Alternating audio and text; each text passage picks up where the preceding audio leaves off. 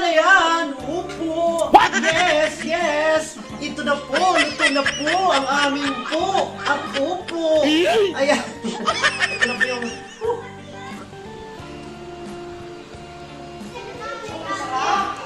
As in? What? Hindi ako makapaniwala.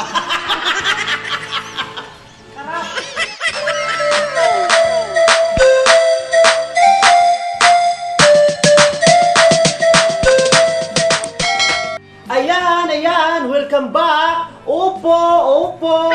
Ngayong araw ay magluluto tayo ng espesyal na... Nang tawag si Ton? Basta! Sinandayan. Opo, karanon! So, nandito mayroon na po tayong mga ingredients. Ito, ang tawag dito ay... Nasaan yaran? Bukbok. Yan! Bok! Opo, bok-bok po siya sa Bisaya. Sa Tagalog, giniling siya. So, mas bahala na kayo kung ano yun. Bok-bok yung ano, sinisipa. Tapos, meron na tayo ditong saging. Ayan. Tapos, mayroon din po tayong margarine. Ayan, pampalasa para lalong sumarap. Tapos, may cooking oil tayo, 1 kilo. Tapos, ang wala pala tayo, asukal. Sikam din asukal. Hindi ka din, sikay, mabuti ka din. So, ang una natin gagawin ay ilalagay na natin dito sa insidiri. Hindi maukay, dapat darako. Ilalagay na natin dito sa lalagyan.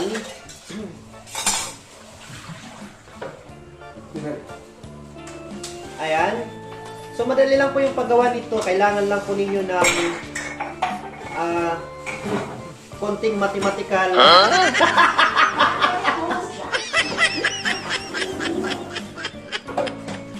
Gusto mo ba makakain ito?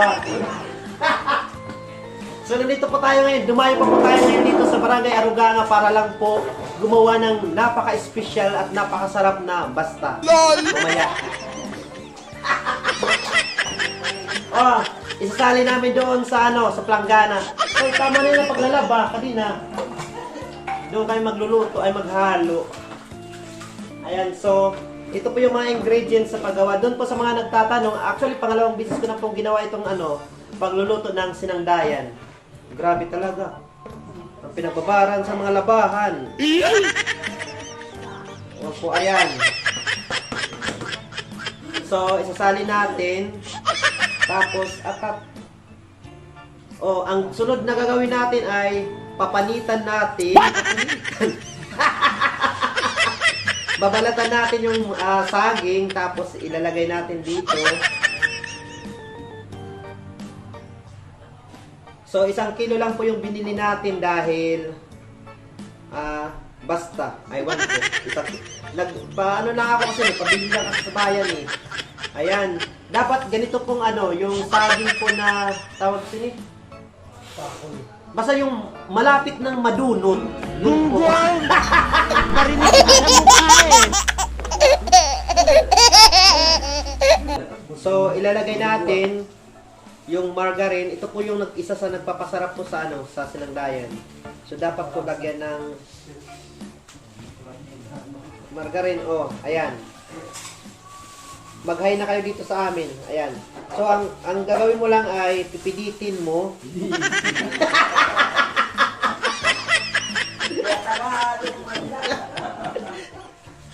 So, pipiditin mo lang para siya.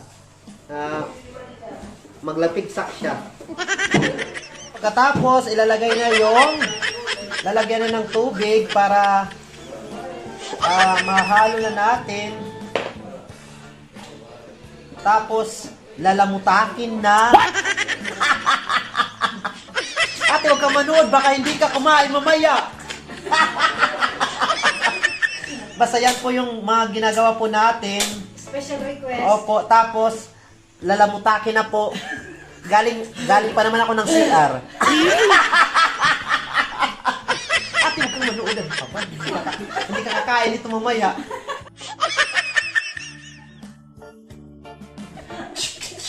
LOL!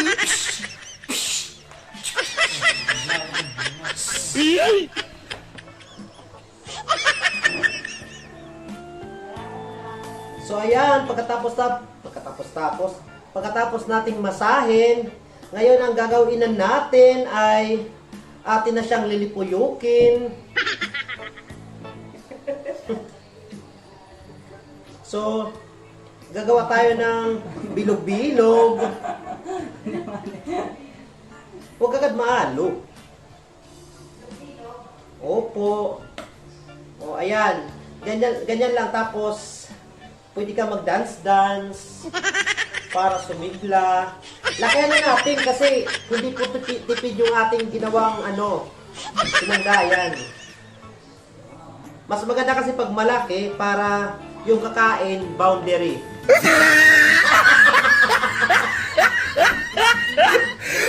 Tapos, syempre, kailangan ng perituhin. Huwag mo kadwakayin yung yung bilog. Ayan.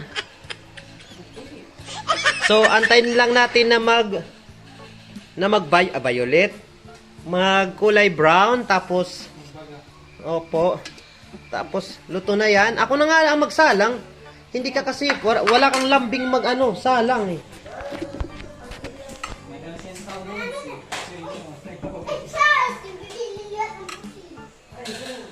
Dapat may lambing. Ayan.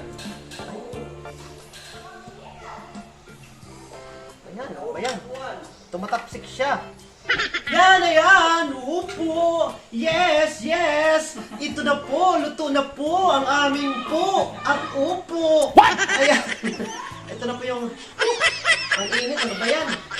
So, tatadihan na natin yung aking niluto.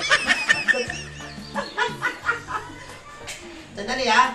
Basta tatadihan na natin yun. Bakit ka ba lumuloob? So, titignan na natin.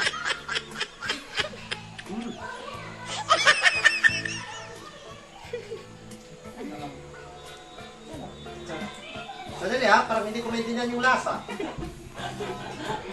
Parang medyo maasim. Grabe. Hindi ako makapaniwala. Parang yung pagkain sa Jollibee. What? Tara, dala natin si Ate.